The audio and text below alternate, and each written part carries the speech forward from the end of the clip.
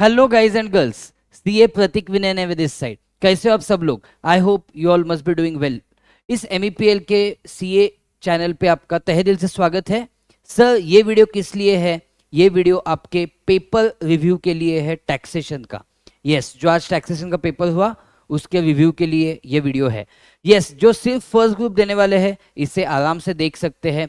जो दोनों ग्रुप्स देने वाले हैं दोस्तों, तो आपको फटाफट ये वीडियो देखना है, उसके बाद नेक्स्ट पेपर के तैयारी के लिए लग जाना है। तो गाइज, जो जैसा भी आपका पेपर गया हो, डोंट टेक टेंशन। अब गए हुए पेपर का हम कुछ नहीं कर सकते, right? But let's go ahead and quickly review the paper. If you are new to the channel, don't forget to subscribe to the channel and hit the bell icon. So guys, आगे बढ़ते paper review करते हैं। So income tax का जो part है, yes, MCQs तो you know students के साथ डिस्कशन करने के बाद मुझे पता चला एमसीक्यूज ओके, बट एमसीक्यूज के बारे में मैं बात नहीं करूंगा। आई कैन नॉट सी क्या एमसीक्यूज पूछे थे, but as far as income tax section A is concern, okay, yes, paper था lengthy. I will accept guys, ICAI ने पेपर लेंदी निकाला है। I will accept. जो सवाल 5-5 मार्क्स के लिए पूछ सकते थे वो 3 मार्क्स के लिए पूछे हैं। ओके, ऐसे कुछ किया है एसीआई ने, तो of course they have asked you more questions, तो उससे पेपर हो गया लेंदी। ये जो पहला सवाल था इसमें 14 मार्क्स के लिए देखो क्या पूछ लिया। 14 मार्क्स के लिए आपको usual trading and P and L account देके पूछा था। ओके, पूछा था आपको प्रॉफिट पीजीबीपी निकालना as per normal provisions if he opts for 115 BAC, मतलब ऑल्टरनेटिव टैक्स रेजिम। ओके, वो पूछ लिया। उसके बाद पूछ लिया कि he opts to compute PGBP, okay, as per 44 AD, मतलब वो प्रिजम्पटिव टैक्सेशन है ना, that you have to take 8% of turnover / 6% of turnover, वो वाला पूछ लिया। And does not opt for 115 BAC, ये कॉम्बिनेशन पूछ लिया। And lastly you had to calculate PGBP as per normal provisions of income tax and assuming that he is not opting for 115 BAC. तो institute ने एक student का thorough knowledge check किया यहाँ पे, agreed regarding alternative tax regime and 44 AD and of course your topic of PGBP. तो आपने suppose ना गाइज ये अच्छे से पढ़ा होगा टॉपिक 115 BAC का ऑल्टरनेटिव टैक्स रेजिम, तो ये इजीली आपको सवाल आ जाता। Okay, you should not have taken deductions of 80C and this 80E, ये नहीं लेना चाहिए था व्हेन कैलकुलेटिंग अंडर 115 BAC।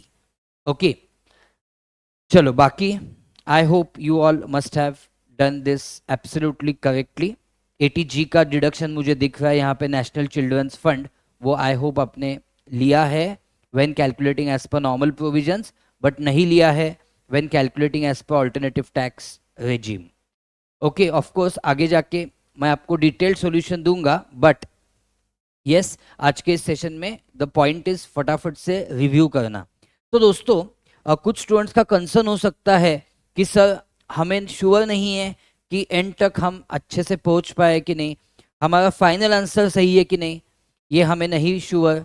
तो guys don't worry, institute is going to do step marking होने वाला है, तो आप प्लीज टेंशन मत लेना दोस्तों। देन नेक्स्ट पूछ लिया सेक्शन 9 वाला, ओके, रेसिडेंशियल स्टेटस वाला जो टॉपिक था उसमें से नेक्स्ट पूछ लिया that whether you know the following incomes will be deemed to arise और एक्रू इन इंडिया।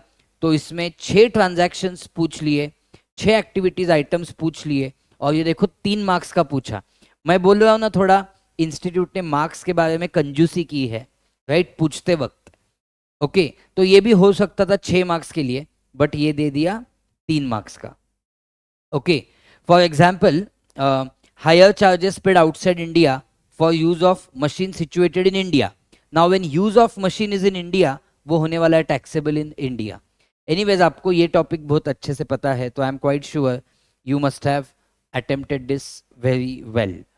ओके, तो मैं तो बोलूँगा कि एक एवरेज स्टूडेंट को पहले क्वेश्चन में अबाउट 10 मार्क्स मिलने चाहिए। एज्यूमिंग कुछ यहाँ वहाँ सिली मिस्टेक्स किए तो चलो 4 मार्क्स चले गए, तो पहले क्वेश्चन में 10 तो मिलने चाहिए। 2A में तो फुल अटेम्प्ट होना चाहिए था। ओके, उसमें से भी सपोज 1-2 गलत आ गए तो भी 2 मार्क्स तो मिलेंगे आपको। तो यहाँ तक आपके लगभग 12 मार्क्स बन गए, राइट। देन नेक्स्ट क्वेश्चन क्या पूछा था, देखो कितना सिंपल क्वेश्चन पूछा था। वो हम यूजुअल क्वेश्चन बनाते हैं ना, computation in the hands of R O R, R N O R, N R, वो पूछ लिया था आपको। आर एन ओ आर के हाथ में एंड एन आर के हाथ में इनकम निकालना था इन 4 आइटम्स के लिए। ओके, तो ये इसके लिए भी दे दिए 4 मार्क्स। ओके, तो आई थिंक ये तो बहुत रेगुलेशन क्वेश्चन है। ऐसे बहुत से क्वेश्चंस तो हमने क्लास में सॉल्व किए थे, इजंट इट गाइज, पहले जैसा भी सॉल्व किया था, और ये जो क्वेश्चन अभी पूछा यहाँ पे संजय का, उसके जैसा भी सॉल्व किया था। देन नेक्स्ट नेक्स्ट पूछा था टीडीएस की एप्लीकेबिलिटी। ओके, टीडीएस की एप्लीकेबिलिटी पूछी थी पहले केस में। ये देखो TDS on payment for purchases पूछा है। ओके, 194 कौन सा, 194 क्यू वाला। देन गाइज नेक्स्ट जो पूछा है, नेक्स्ट टीडीएस केस में पूछा था, देखो, और स्पेसिफिकली उन्होंने मार्क्स भी एलोकेट कैसे किए हैं। ये पहले वाले के लिए 3 मार्क्स एलोकेट किए हैं। Okay, TDS on purchase of goods के लिए 3 मार्क्स एलोकेट किए हैं। नेक्स्ट के लिए 1 मार्क एलोकेट किया है जहां पे डायरेक्टर को कमीशन पे किया है सेल्स पे। ओके, एंड लास्टली जो था 194 पी वाला थर्ड, उसके लिए फिर से 3 मार्क्स अलॉट किए हैं। ये 194 पी वाला है, ओके, जिसमें रिटर्न फाइल नहीं करना होता है। तो ये भी बहुत स्ट्रेट फॉरवर्ड था, हमने सिमिलर क्वेश्चन क्लास में किए थे, इजंट इट। ये आपको एक कॉमन पॉइंट दिखेगा हर एक क्वेश्चन में, तो ऐसा कुछ बहुत आउट ऑफ द वे कुछ नहीं था। देन ये जो क्वेश्चन है, कैपिटल गेन पूछा था क्वेश्चन नंबर 3 में, कैप गेन पूछा था 4 मार्क्स के लिए। इसमें दोस्तों क्या करना था, सेलिंग अनलिस्टेड शेयर्स जो परचेस किए थे 17 मई 22 को for 10 lakhs and okay, and the shares were bought for 2 lakhs। Okay, नहीं सॉरी, सेल किए थे 17 मई 22 को, my bad, and which were bought on 1 August 2012। So obviously long term capital gain था because they are held for more than 24 months। Yes, उसके बाद क्या किया था, 2000 जो ब्रोकरेज है वो एक्सपेंस ऑन ट्रांसफर हो जाएगा। Then capital gain deposit account में 5 लाख रुपए डिपॉजिट किए थे, तो आपने शेयर्स बेच के क्या लेना चाहा है, हाउस। तो गाइज यहाँ पे आपको अप्लाई करना था 54F, isn't it, you had to apply section 54F। और बाद में जाके पहले तो आपने कैपिटल गेन कैलकुलेट करना था first part of the question में। In the second part of the question जो ये है, इसमें आपको जो आपने सीजीडीए में डिपॉजिट किया था अमाउंट, वो आपने विड्रॉ किया, तो क्या होता है, पहले विड्रॉ किया 4.5 लाख एंड 4.5 लाख का हाउस परचेज किया, कुछ प्रॉब्लम नहीं है। बट व्हाट अबाउट दैट 50,000, क्योंकि 5 लाख डिपॉजिट किए थे, 4.5 लाख विड्रॉ किए, तो वो 50,000 हो जाएंगे। Yes, taxable under the head long term capital gain. Okay, उस साल जब वो विड्रॉ किए बट यूज नहीं किए, तो वो आपको बोलना था। ओके, उसके बाद जो क्वेश्चन है that was a very typical question involving बहुत सारे पॉइंट सैलरीज के इसमें थे। ओके, सैलरीज वाले पॉइंट थे इसमें, बेसिकली लीव एनकैशमेंट था। उसके बाद एक बढ़िया पॉइंट था that was unrecognised provident fund, unrecognised provident fund, employ contribution and interest. तो ये भी एक मेरे हिसाब से बहुत ही टिपिकल क्वेश्चन था, 6 मार्क्स के लिए पूछा था। ओके, आपको पता है ना, लीव एनकैशमेंट लिस्ट ऑफ 4 आपने किया होगा, एग्जम्प्ट। देन जो नेक्स्ट क्वेश्चन था, taxable under head of income. Okay, कौन से इनकम फ्रॉम अदर सोर्सेस के पॉइंट्स है ये, calculate taxable amount under the proper head of income. तो ये आईओएस वाले पॉइंट्स है, देखो ना, डिविडेंड, सेकंड था advance forfeited. Okay, on 1 May 22 advance for that transfer of asset, जो एडवांस आपने लिया था सेल करने के लिए वो फोरफिट किया। वो 1 अप्रैल यस 2014 के बाद हुआ है, तो ये iOS में टैक्स होगा। Cash gift received from non relative on occasion of marriage of son, तो ये टैक्सेबल होगा क्योंकि रिसीव किया है मिस्टर एल ने, whose age is 56 on occasion of marriage of his son, तो ये तो टैक्सेबल होगा उसके हाथ में। अगर खुद के मैरिज पे ओकेजन पे गिफ्ट है तो वो नॉट टैक्सेबल होता है। ओके, तो ये तो थर्ड पॉइंट वाला टैक्सेबल होगा under the head IFOS, and you know even amount exceeds ₹50,000, तो एंटायर 51,000 टैक्सेबल होता। And then 99,000 as pension from employer of deceased wife, आपको पता है यहाँ पे आपको ये मिलेगा, ये फैमिली पेंशन हो गया, तो यहाँ पे आपको 1/3 ऑफ द अमाउंट रिसीव्ड और 15,000 विच एवर इज लेस का आपको डिडक्शन मिल जाता। तो बहुत ही मेरे हिसाब से स्ट्रेट फॉरवर्ड था ये क्वेश्चन। देन अब देखो, मैं मेरे एंगल से नहीं, स्टूडेंट के एंगल से बता रहा हूँ, स्ट्रेट फॉरवर्ड ही था ना? Yes sir. Okay, then next क्या पूछा था? Next was set off and carry forward of loss.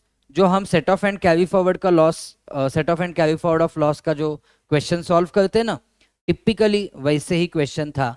आपको set of carry forward provisions consider करके GTI निकालना था, माइंड यू GTI निकालना था। तो कोई भी उसमें डिडक्शन नहीं लिया आपने चैप्टर 6 से के तो भी चलेगा, GTI तक ही पहुंचना था। और एक पॉइंट जो मुझे आपको बताना है कि क्लबिंग ऑफ इनकम भी था। ये Mrs Jai, that is wife of Jai, got salary of 1,20,000 from PR associates where she is not qualified for the job. तो यस, उसका वो सैलरी क्लब हो जाएगा, टैक्स हो जाएगा in the hands of mister जय।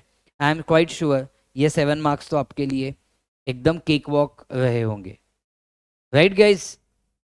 चलो देन नेक्स्ट जो था क्वेश्चन वो था 80G वाला डिडक्शन। ये देखो कंजूसी वाली बात, ये भी 5 मार्क्स का पूछ सकते थे, बट कट शॉर्ट करके 3 मार्क्स का पूछा। ओके, आपको याद होगा तो मॉड्यूल में एक सिमिलर क्वेश्चन है मिस्टर शिव का, जो हमने किया था ना क्लास में। यस, डोनेशन वाला सवाल है, स्ट्रेट फॉरवर्ड। तो आपको पता है for government for promotion of family planning, उसको कितना कौन से कैटेगरी में आता है वो लिखना था। एंड चेक ये कैटेगरी 4 में आता है 50% वाले कैटेगरी में, तो वो सब कैटेगरीज कंसिडर करके, एंड ये जो cheque donation to national defence fund था वो कैटेगरी 1 में आता है 100%, इजंट इट? तो ये सब आपको कंसिडर करना था, and accordingly you had to take the deduction. सिर्फ डिडक्शन अमाउंट निकालनी थी, वो भी 80G वाली। ओके, आपको पता है ना, you must have all taken 10% of adjusted total income, वो भी कंसिडर किया होगा पॉइंट। देन नेक्स्ट जो क्वेश्चन था that was based on TCS। Okay, TCS वाला सवाल था ये, next one. Okay, with respect to overseas remittance by authorised dealer. Okay, तो उसमें आपको एजुकेशन वाला पॉइंट बोलना था कि एजुकेशन के लिए जब रेमिटेंस होता है तो लिमिट क्या होती है। देन आपको फॉरेन ट्रैवल वाला पॉइंट बोलना था। ओके, सो ये एक सवाल ऐसे आप बोल सकते हो, थेरोटिकल नहीं बोलूंगा डायरेक्टली, बट आपको कोई ऐसे फिगर्स नहीं दिए थे, आपको प्रोविजंस लिखने थे।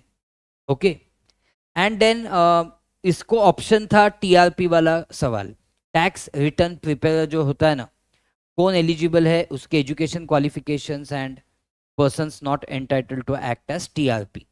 तो आपने आई एम क्वाइट श्योर दोनों में से एक तो सॉल्व किया ही होगा। ओके, देन उसके बाद चलते दोस्तों सेक्शन B पे, जो कि है GST। Again not discussing MCQs, I don't have access to MCQs, नहीं तो I would have love to discuss those also. First question देखो, वेस्ट बंगाल का आ गया पहला क्वेश्चन, बहुत ही स्ट्रेट फॉरवर्ड पूछा था। आपको पूछा था नेट GST पेएबल।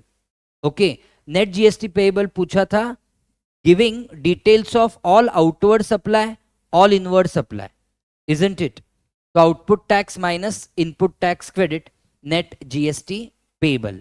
अब इसमें क्या देखना था, availed legal services from advocate to represent matter in the court, relating to collection of dispute proceeds from customers, reverse charge mechanism apply होगा यहाँ पे, ये एक बात याद रखनी थी। ओके एनीवेज, जो रिवर्स चार्ज मैकेनिज्म पे होगा उस पे भी हम आईटीसी ले सकेंगे, कोई प्रॉब्लम नहीं है। देन चलो, I hope you all have understood. Then तो ये कितने मार्क्स का पूछा था? ये पूछा था 8 मार्क्स का, तो ये 8 मार्क्स अपने स्ट्रेट फॉरवर्ड हाथ में थे। देन देखो नेक्स्ट एग्जम्पशंस का क्वेश्चन पूछा है 6 मार्क्स के लिए, 6 मार्क्स के लिए एग्जम्पशन का सवाल पूछा था। ओके आपको अलग अलग आइटम्स दिए थे 5, उसमें आपको पूछा था value of taxable supply. Okay तो इन शॉर्ट क्या एग्जम्प्ट है क्या टैक्सेबल है वो देखना था। और ये पूछ all the amount stated above are exclusive of GST, तो जो भी आपका वैल्यू आएगा वो फाइनली आपका एसेसेबल वैल्यू होगा। ओके देखते हैं। देखो security housekeeping service given to education institution, okay तो ये आपको पता है होता है एग्जम्प्ट, डिस्कस किया था ना।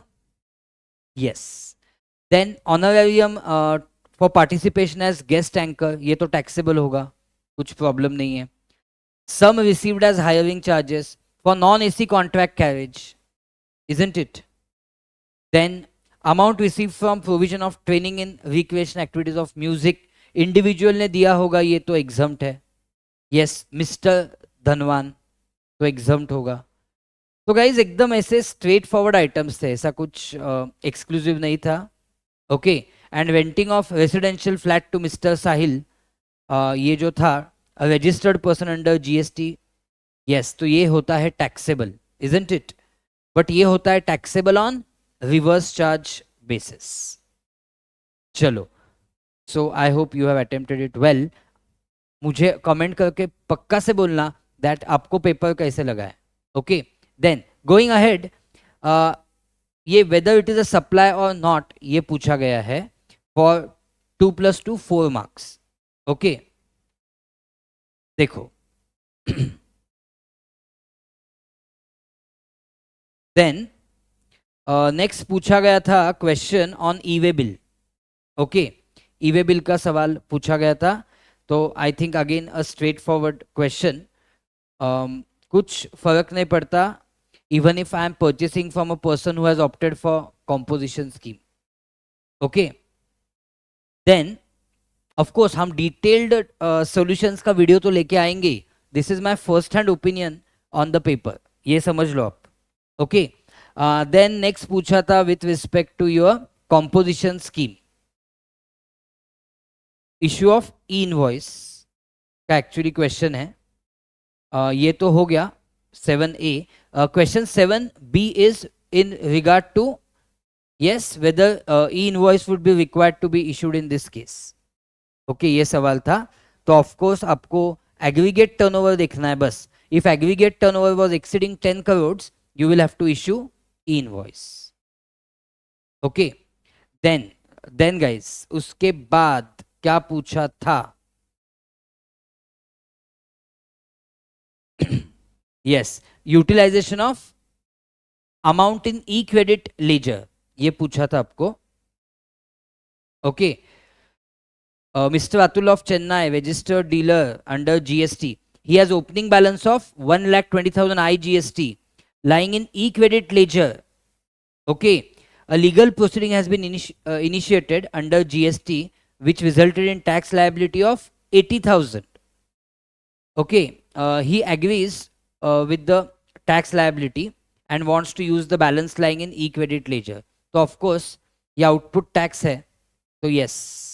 He can utilize it. Okay. Then ये पूछा था सप्लायर ने नॉन पेमेंट, सप्लायर ने पे नहीं किया टैक्स, तो हमें क्या करना पड़ेगा with respect to yes your ITC. Okay तो यू कैनॉट टेक आईटीसी ना if supplier does not pay tax to the government, तो वही आपको बोलना था। एंड जब बाद में सप्लायर पे करेगा गवर्नमेंट को then we can again avail ITC. तो ये section 16 and read with rules आपको कंडीशन एक्सप्लेन करने थे.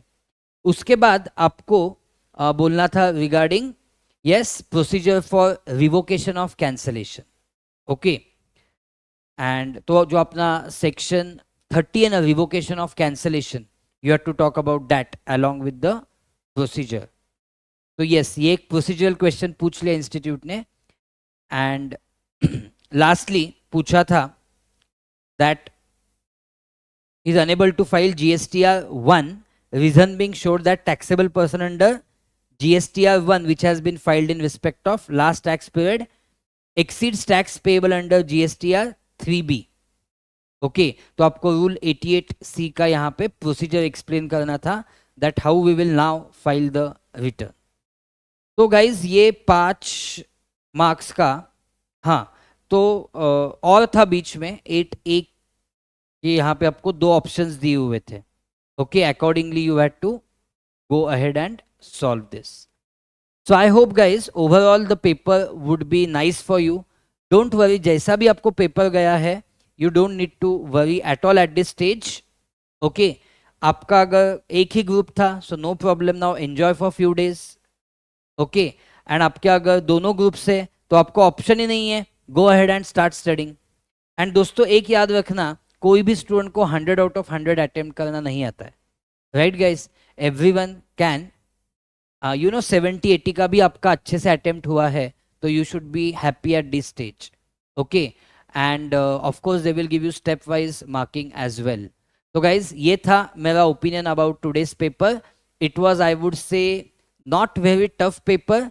80-85 मार्क्स का तो आपने स्ट्रेट फॉरवर्ड अटेम्प्ट किया होगा एंड करना चाहिए था, that is my opinion. But paper was yes easy but bit lengthy I would से. ओके, 2-4 क्वेश्चन यहाँ वहाँ प्रोसीजर्स एंड ट्रिकी थे, तो वो तो इंस्टीट्यूट का हक है उतना उतना पूछना. Right guys, because you are finally aiming for a wonderful degree of chartered accountancy. Okay, and that is a professional degree, तो थोड़ा तो टफनेस लेवल होने वाला है. राइट गाइज, चलो, so that's it from my end. I'm quite sure that you have, you know, you are preparing well for your further exams. I wish you all the very best. Go ahead, and again a small instruction, if you are not yet subscribed to the channel, if you are new to the channel, subscribe to the channel and hit the bell icon. Thank you so much. CA Pratik Neve from MEPL signing off. Bye guys.